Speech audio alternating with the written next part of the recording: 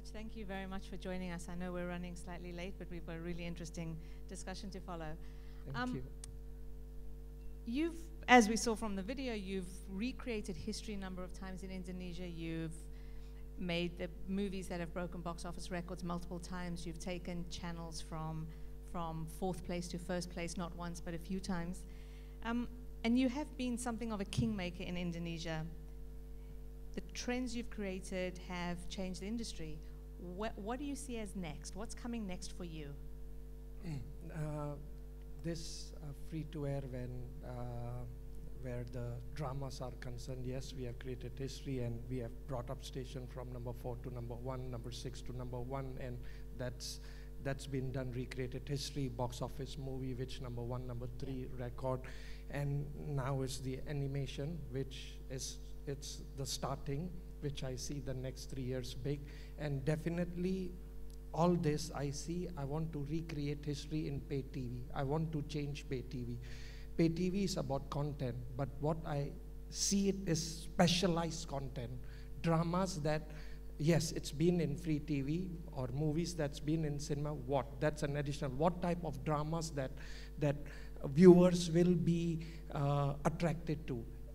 The reach of pay is like 10% of free TV, free to air. So this is the time. Maybe 4 years back would be different. This is the time to enter. It's still not big yet, but there is a sizable amount to enter.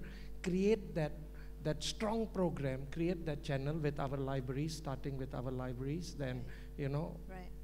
So you've got 13,000. It will be a library channel to start with. It's yes. Probably you have one of the biggest libraries in Indonesia. Yes. You've kept it out of the pay TV space so far, yes. so you own all rights. You've kept it out of the pay TV space. But your experience is free TV experience. It's a mass market free TV experience. You've taken channels, multiple channels to number 1 in the free TV space, which means it's very, dare I call it, dumbed down. It's for lowest common denominator, and it's a free TV mass market channel. What makes you think you can work in a pay TV space, which is much more premium? I think it's very simple.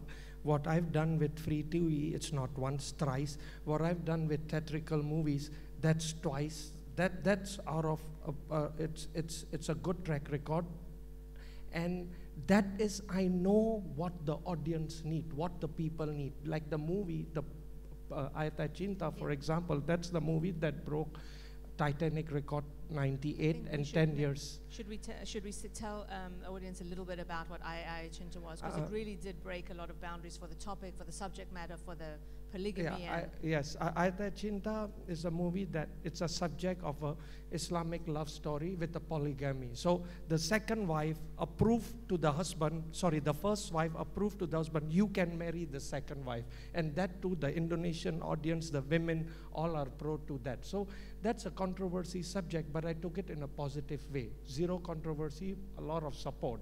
So if I can do that, that's the formula I will use in pay TV. Get what they want, learn the market, which is not difficult, because I believe content is like sugar to ants. So once they see the right content, it's not difficult. I won't say it's easy, but it's not difficult for them to attract to that channel. See, that population watching it is there. As I said, it's growing. So this is the time where I can do it. I know what the audience want. That's the key. And next year will be your 20th anniversary, so maybe it is timely for you to just launch into the pay TV industry. But what I'll start with before we talk about your 20 years in the industry is you have the ability to, right now you make 5 to 7 hours of original drama a day. So it's original IP, it's sustainable, it's got long tail life. You plan to increase this to 15 hours a day.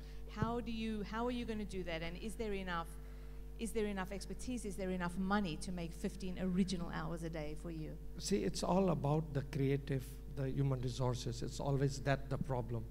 But I have a facility that accommodate 15 hours of drama series today from our headquarters. We can produce 15 hours, but it's not for free to air. There is a difference for free to air. Today we are producing between 5 to 7 hours a day. So this 15 hours is a different expertise, what I see. A pay TV, there is their pros and cons. The strength with pay TV is I can play with many genres, more variety on genres, which I have limitation in FTA. Like what, for instance? Let's say I believe that we Indonesians, we eat rice, and even McDonald's have rice when they in their outlet. So I can't run away from that element. I create trends, I be innovative, I run from the box, but still in that packaging. So that's free to air. They want what they want. It's not easy to change their mindset. They want good programs. It's very competitive. Whereas in pay TV, I have that liberty. I have that more passion, and I can tap into that different, still that what they want. So I see it's a different ball game. So the team is different. To answer your question, how will I do it is 7 hours doing it on free TV, about 7 hours on ultimately on pay TV. From that 7 hours, it becomes a domino effect with the library. That's it. Then it's a Indonesian HBO. That's how I see it. Indonesian drama HBO. So you'll start off more with a Netflix model where you're going to use your library and you're moving towards 4 to 7 hours a day. Yes. Ultimate game, maybe a year, 2 years, 3 years, you'll become HBO, like HBO. 3 years down the road, you will maybe see a different pay TV industry after this happening, because it's like who starts, who makes the difference. And that difference pay will be as big as free, where viewership is concerned. I can see that happening. Okay. You've just started an animation division. Do you have plans for multiple channels? See, animation is a different animal totally. It's not that I can produce 5 hours a day. Today, I've developed in the development stage. It took me 1.5 years. I was just ready with one program. It ran, it got good share, 20 share over. And today, I'm producing 7 minutes a week with almost 500 people for that 7 minutes a week. That it's a totally different animal. But that's something that I see huge thing happening with mobile or over the top. That's something that will work with short program animation. And all the new platforms that Vivek mentioned so well through the day. What about carriage and your relationship? You have a very strong free TV relationship with MNC. Will that relationship continue into a pay TV environment? Do you plan to go regional? I mean, do all these regional players around us have to worry about? Yes, I have a very good relationship with MNC TV, with Harry Tanu. We work well. And I see that making bigger things, which definitely he will have the same vision too. So this can complement each other. I'm the software and he's the hardware. It definitely needs, if you have a strong platform and if a good software comes in, that's it. A good content comes in, you are in the game. You are in a different league. You create a new. How much bigger are your budgets for pay TV? It's, I would say, about 1.5 times more than FTA. Because I think MNC talks about increasing budgets, Yes. giving people what they want. So the goals are really consistent with theirs. And That's the thing with drama, is something that it's not easy to make, and it's higher budget than any reality show or entertainment show. So that's one weakness that we have to overcome with the strength, that giving good content and with the library. So that's a combination that I see realistically happening. If it is 1,000 hours library, you can't talk about it. But if it is over 10,000, 13,000 hours library, that's a different ball game to support or to make that channel big. I got you. Now, your 13,000 hours and your channel, so there's a syndication opportunity and a distribution opportunity for the channel.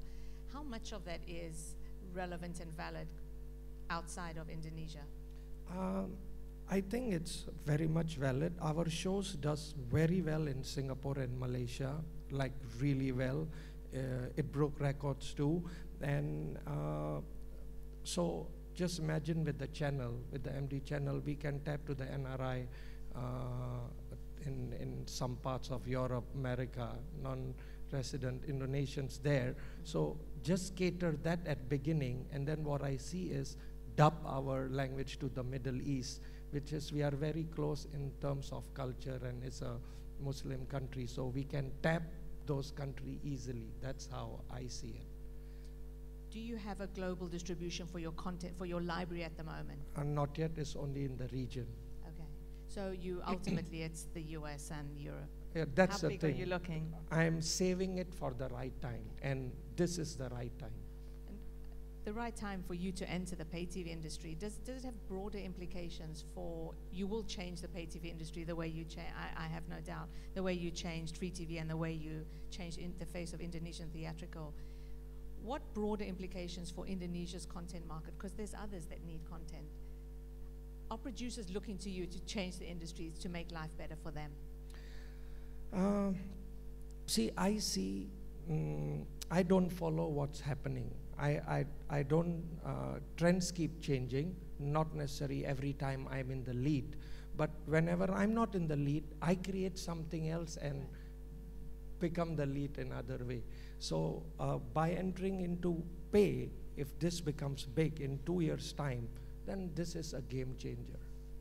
So the other the entire production ecosystem It could will change. The other producers, everyone will have a new market to tap, which is good for. Well, good for everyone, judging by the numbers this morning. But what is your feeling on working with people on partnerships, on co-productions? I'm very open to it. Like in movies also, I'm talking to people like, maybe I'm the distribution, the investors, and you work together, because I have my strengths and my limitation. My limitation could be their strength. So I see this form of combination is something, if we want to grow bigger, that's something I look at it, and I'm very open to it. How much co-production do you do now? Do you co-produce at all? As of now, everything is in-house. All our 5 to 7 hours is in-house. All our movies are in-house. Yeah, a couple of movies we work co-producing with others. We produce, and see, the main thing is like the script, the casting. The main things, the post-production is in my hand. The production we outsource to do it within the budget.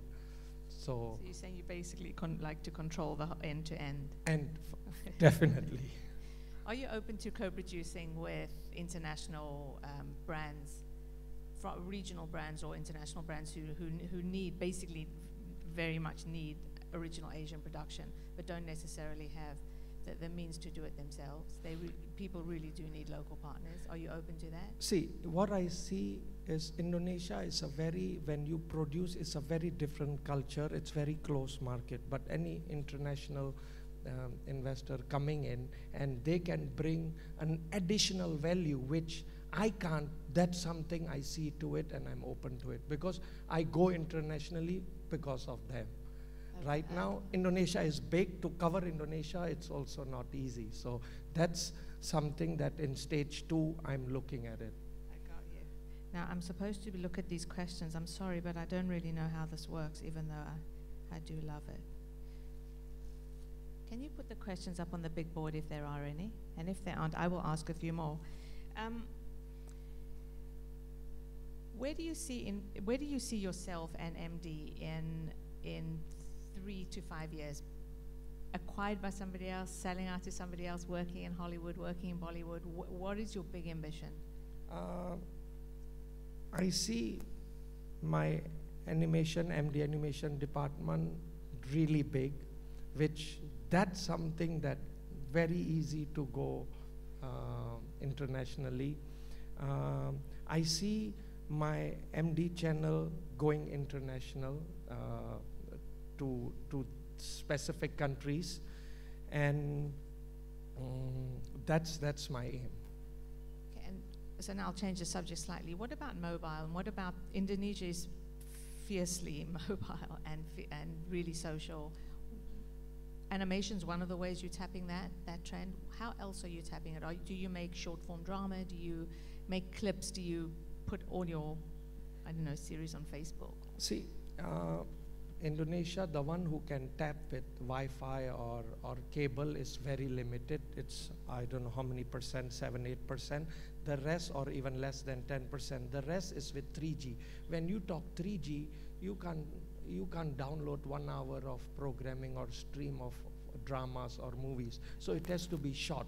With short movies, it's again a different animal. It's not something that, oh, I make a drama 40 minutes, I can do 7 minutes. Yes, I can, but drama, movies, animation are all three very different things if you want to specialize. So short movie is one form also, where to start on the mobile, what I see is I have to have more content from the animation side, which is short animation, 7 minutes, and go to. So your route to mobile under the current 3G structure is through animation? Yes, that's the easiest and the, how do you say it, that's the right target to go about it. Great, and in the spirit of APOS, what's the best way you see as you monetizing the mobile space, monetizing the online space, although you're not necessarily in it now, and where's the money for you? Could you repeat that? Sorry. Sorry, I was all over the place because I'm looking at the questions now. Where's the money for you in this market?